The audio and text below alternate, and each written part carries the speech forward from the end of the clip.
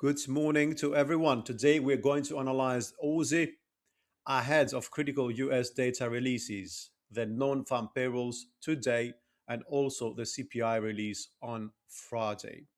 The pair has rallied off the 69 cent bottom recently, following recent dollar weakness driven by softer than expected US retail sales data and also China's directive to banks to curb exposure to US Treasuries on Monday. But also, on the other side, of course, of the equation or of the pair, the Australian dollar has been buoyed by the reverse Bank of Australia's hawkish stance. Let's not forget the RBA hiked rates last week, and it's pretty much the only bank who currently hiked outside of Japan, which maintains some sort of tightening cycle. Interestingly, Deputy Governor Andrew Hauser emphasized that inflation remains too high and policymakers are committed to bringing it under control. So currently, what's happening? Markets are actually pricing another rate hike with a 70% probability in May. And analysts are also upgraded the end of year forecast to 0.73, which is not far from actually what we see. And we are talking end of year. We are in February, and we are actually just a few pips away from that number. So I think there is potential for further upside. Currently, we have left support at 69.40 or so, and importantly, we have broken outside above the 70 level, which is, of course, much more important and strong. But I draw this support initially because as long as we maintain pricing above this level, then bias remains to the upside. But we are looking of a we are here, let's say 23. We're looking for a 2 year breakout currently, right? The first and logical resistance would be at 71.60, but this is very short term, right? So this is more prudent in technical analysis to look at the just to zoom out and see what are the levels we have to pay attention to.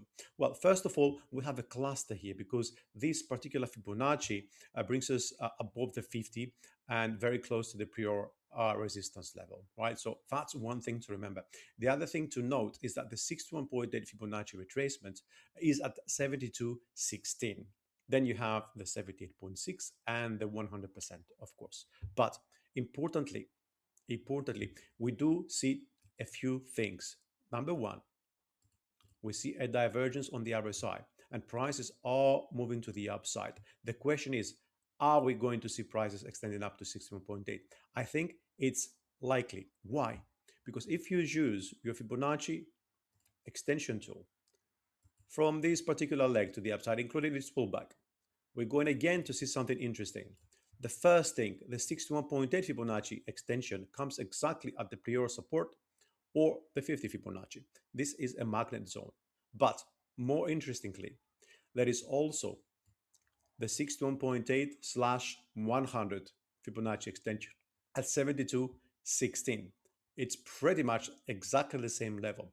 So this makes the 72.15 a highly likely um, target for bulls or even for bears. So it would be probably a case where there will be some buying going up to that level, and then we might see a pullback or correction.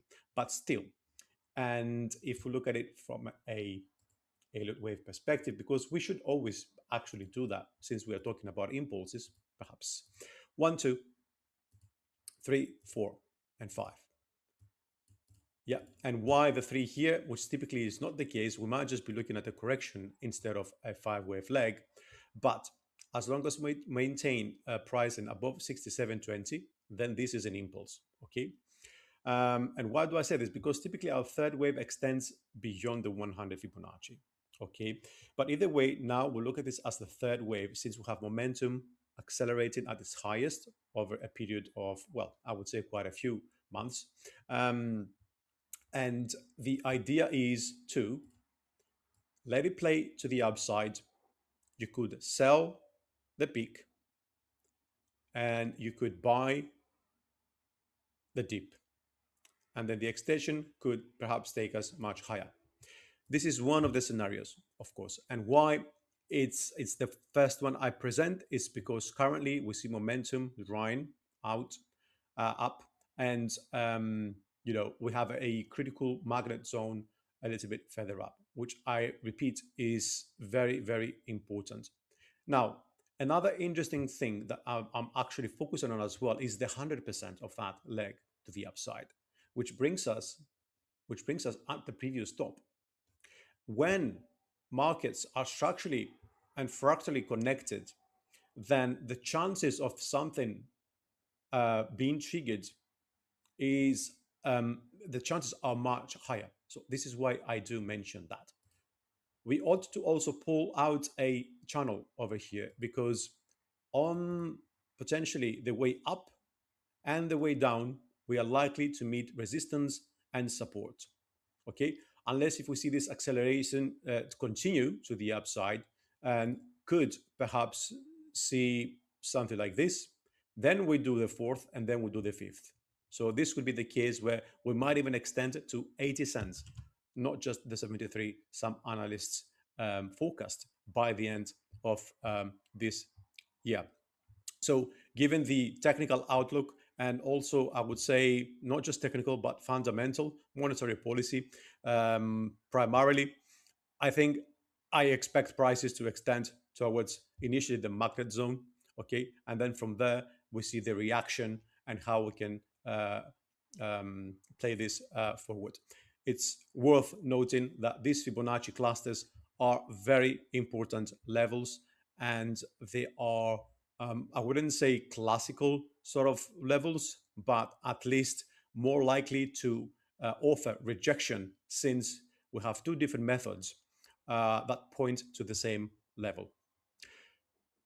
So Aussie remains firmly bullish with immediate targets at the 72.16, 72.20 perhaps, magnet zone, break above that, and the channel suggests strong momentum for now, but it is waning. We can see this. So we should watch the divergence as a potential signal for resistance at this Fibonacci cluster. The medium-term picture at 73, potentially high for me, though a wave for correction would be likely after reaching the magnet zone. So stay focused on those key Fibonacci levels and the US data releases this week, because we are trading the NFP and the CPI. So if indeed they both point to a weakening economy, slow inflation, slow markets, job markets, I would probably focus on the unemployment, to be fair, then this is going to be moving higher up without much resistance.